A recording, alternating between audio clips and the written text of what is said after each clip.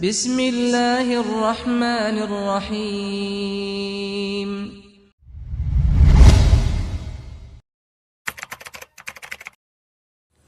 Bismillah. Assalamualaikum warahmatullahi wabarakatuh. Alhamdulillah. Wassalatu wassalamu ala rasulillah wa ala alihi wa sahbihi wa man wala. Wala hawla wala quwwata illa billah ma ba'du. Ikhwani fiddin rahimani wa rahimakumullah.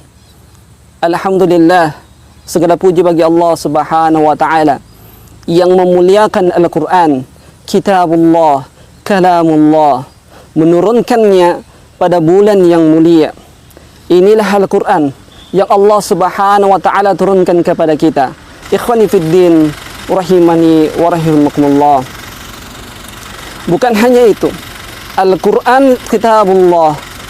Allah Subhanahu wa ta'ala memerintahkan kita untuk berlindung kepada Allah Subhanahu wa ta'ala, tidak pada kitab-kitab yang lain. Allah Subhanahu wa ta'ala meminta kita berlindung dari syaitan terkutuk, sebagaimana firman Allah Subhanahu wa ta'ala, فَإِذَا قَرَأْنَا الْقُرْآنَ فَاسْتَعِذْ بِاللَّهِ مِنَ الشَّيْطَانِ الرَّجِيمِ. Maka apabila kalian ingin membaca Al-Quran, maka berlindunglah kepada Allah Subhanahu wa ta'ala dari syaitan terkutuk. Inilah Al-Quran yang tidak diperintahkan kepada kitab yang lain. Allah Subhanahu wa ta'ala meminta kita berlindung dari syaitan terkutuk pada saat kita membaca Al-Quran. Ikhwani fiddin rahimani wa rahimakumullah. Rasulullah sallallahu alaihi wasallam bersabda, memerintahkan kita untuk membaca Al-Quran sebagaimana sabdanya, Iqra'ul Quran fa innahu ya'ti yaumal qiyamah syafi'an li ashabih. Bacalah atas kalian Al-Quran, maka dia akan datang di hari kiamat sebagai syafaat bagi orang-orang yang membacanya. Masya Allah, bagi kita yang ingin mendapatkan syafaat dari Al-Quran, yang pada waktu itu tidak ada syafaat kecuali yang Allah Subhanahu wa ta'ala izinkan, maka ikhwani fiddin rahimani rahimakumullah, bacalah Al-Quran sehingga datang pada hari kiamat sebagai syafaat bagi kita. Ikhwani fiddin rahimani wa rahimakumullah, apakah masih kurang bagi itu?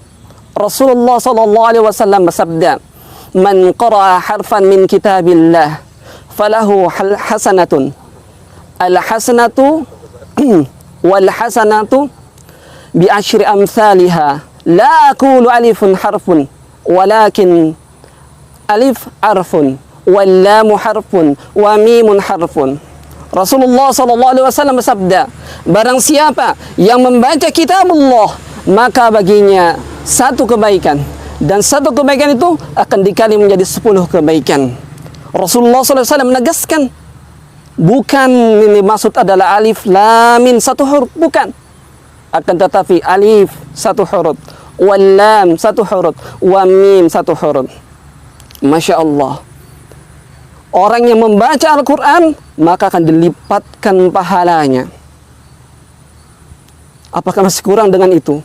Maka ingat hadis ini dari sahabat Utsman radhiyallahu anhu. Rasulullah sallallahu alaihi wasallam bersabda, khairukum man ta'allama al-Qur'an wa 'allamahu. Sebaik-baik kalian adalah orang-orang yang belajar Al-Quran dan mengajarkannya. Maka inilah ikhwani fiddin wa rahimakumullah, maka hendaknya kita belajar dan mengajarkan Al-Quran, kemudian mengamalkannya.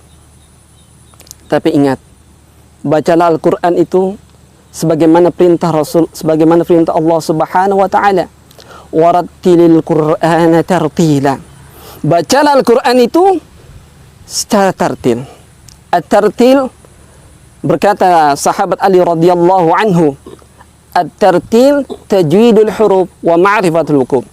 Tartil itu adalah orang yang membaca secara tajwidul huruf, mengetahui makhrajul hurufnya dan juga sifatul hurufnya, dan juga wa ma'rifatul wuquf, dan juga mengetahui waqaf ibtida'nya pada Al-Quran. Al-Imam Jazari mengatakan, idh wajibun alaihimu muhattamu qabla syuru'i awalan ay ya'lamu. Wajib atas kalian atas kalian sebelum membaca Al-Quran, maka mempelajari makharijul hurufi wa sifati liyalfidhu bi afsahil lughati, yang mempelajari makharijul huruf dan juga sifatnya untuk membenarkan, memfasihkan hurufnya. Maka dengan inilah seorang baru dikatakan membaca Al-Quran, mengetahui makharijul hurufnya, sifatul hurufnya. Maka semoga yang pendek ini bermanfaat bagi kita dan kita bisa mengamalkan Al-Quran sebagaimana Allah Subhanahu wa ta'ala dan Rasulnya inginkan. Barakallahu fiik. Akhirul kalam. Assalamualaikum warahmatullahi wabarakatuh.